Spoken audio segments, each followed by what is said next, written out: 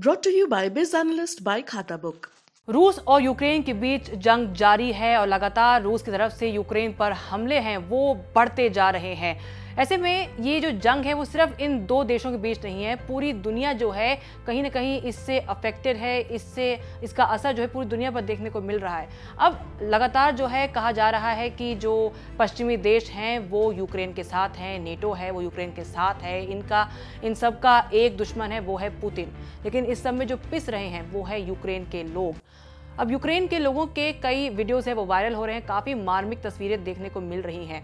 अब यूएस और यूके जैसे जो ताकतवर देश हैं वो लगातार ये तो कह रहे हैं कि हम हर संभव प्रयास कर रहे हैं यूक्रेन की मदद करने का, लेकिन कोई भी जो है ग्राउंड पर अपनी सेना भेजने को तैयार नहीं है और यूक्रेन ऐसे में बेबस पड़ गया है। और इसी बेबसी को व्यक्त किया है एक पत्रकार ने। यूके के प्रधानमंत्री बोरिस जॉनसन के सामने ही वो जिस तरह से रो पड़ी और उनका एक तरह से जो गुस्सा फूट पड़ा है वो कहीं ना कहीं नेटो को आईना दिखाता है। ये वीडियो है काफी ज्यादा वायरल हो रहा है। लगातार पश्चिमी देश कह रहे हैं कि वो सैंक्शंस यानी कि प्रतिबंध लगा रहे हैं रूस को रोकने के लिए, लेकिन रूस जो है अपने हमले वो बढ़ाता जा रहा है। और इस सब के बीच जो है इस पत्रकार ने बोरिस जॉनसन को एक लाइव जो चल रही थी कॉन्फ्रेंस उसके दौरान जिस तरह से कन्फ्रंट किया है वो आप देखिए और समझिए क्या कुछ इससे समझ में आता है। साथ साथ ये भी हम बात करेंगे कि क्या जो प्रतिबंध लगा रहे हैं पश्चिमी देश, क्या इसके कोई मायने भी हैं, क्या इसका रूस पर किसी भी प्रकार से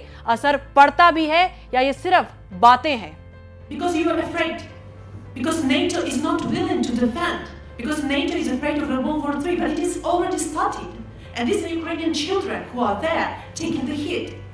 You're talking about more sanctions, Prime Minister, but Roman Abramovich is not sanctioned. He's in London. His children are not in the bombardments. His children are there in London. Poland में आयोजित एक प्रेस कॉन्फ्रेंस में Ukraine की महिला पत्रकार Boris Johnson से सवाल पूछ रही थी। इस दौरान वो अपने देश के हालात बयां करते हुए भावुक हो गईं। उन्होंने नेटो पर सवाल उठाए। पत्रकार डारिया ने यूक्रेन पर हो रही बमबारी को लेकर कई गंभीर सवाल किए और अपने देश के हालात पर वो रो पड़ी। उनकी अपील पर प्राइम मिनिस्टर बोरिस जॉनसन भी स्तब्ध रह गए। ये वीडियो तेजी से वायरल हो रहा है।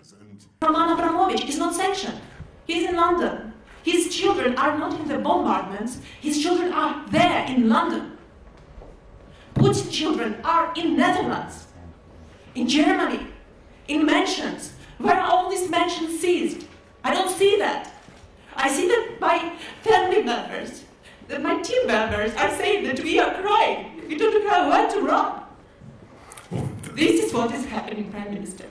Well, thank you very much for your questions. And यूक्रेनी पत्रकार ने बोरिस जॉनसन से कहा, पश्चिमी देश रूस से डरे हुए हैं। नेटो भले ही तीसरे विश्व युद्ध के डर से हमारी रक्षा ना करे, लेकिन मैं आपको बता दूं ये शुरू हो चुका है। यूक्रेन के बच्चे इस विश्व युद्ध की मार झेलने को मजबूर हैं। प्राइम मिनिस्टर, आप रूस पर और प्रतिबंध की बात करते हैं, लेकिन पुतिन से जुड़े लोग लंदन में सुरक्षित हैं। उनके बच्चे लंदन में हैं।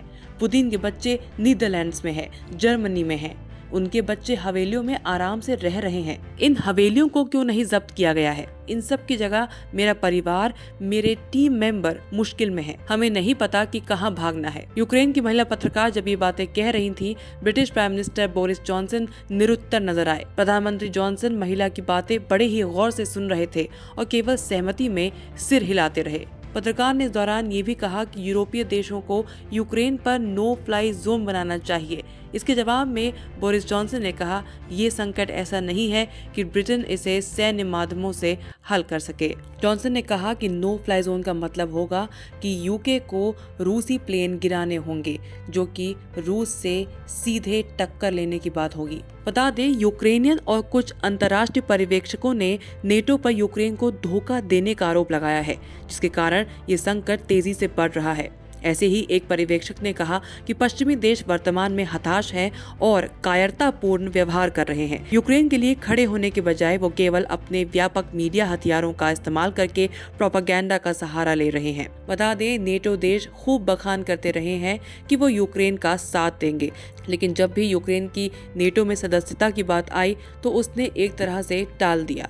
इसके पीछे अमेरिका का भी हाथ कहा जाता है। 2019 में राष्ट्रपति बनने के बाद से ज़ेलेंस्की बोलते रहे कि वो यूक्रेन को नेटो में शामिल करना चाहते हैं। उन्होंने पश्चिमी देशों के साथ भी रिश्तों को गहरा किया, लेकिन जब साथ देने की बात आई तो कोई भी खुलकर आगे नहीं आ रहा है। सभी ने रूस पर केवल प्रतिबंध लगाए हैं। अमेरिका ने अपनी सेना भेजने से साफ इनकार कर दिया है। नेटो ने आसपास के दूसरे देशों में सैनिकों को तैनाती के लिए भेजा है और यूक्रेन की केवल आर्थिक तौर पर हथियारों से मदद करने की बात की है। वास्तव में आक्रामक देश पर प्रतिबंध लगाने का मकसद दुनिया से उसे अलग थलग करने का होता है। उस देश पर कई तरह के आर्थिक प्रतिबंधों के सहारे से सभी तरह के संबंध खत्म कर दिए जाते हैं।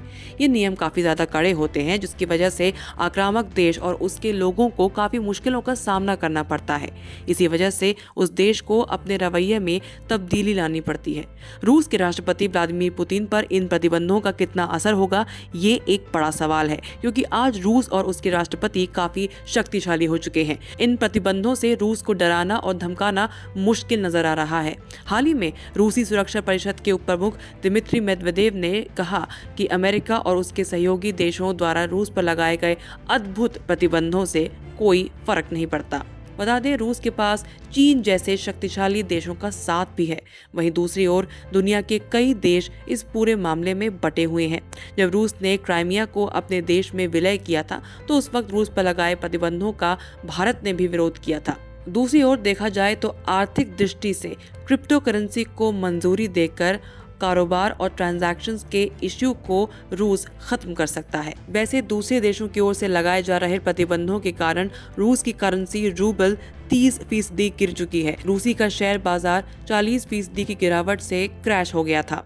रूस के 630 अरब डॉलर के विदेशी मुद्रा भंडार को फ्रीज कर दिया गया, जिसकी वजह से रूस की फाइनेंशियल मार्केट में हड़कंप मच गया। इस सब के चलते रूस ने ब्याज दरों को 9.5% से बढ़ाकर 20% कर दिया। साथ ही विदेशियों की सिक्योरिटीज बेचने पर प्रतिबंध लगा दिया। दुनिया भर से रूस पर प्रतिबंध की बातें सामने आ रही हैं, लेकिन इसके बावजूद रूस के हमलों में जो है वो कोई कमी नजर नहीं आ रही है और इसको लेकर दुनिया भर में चिंता बनी हुई है।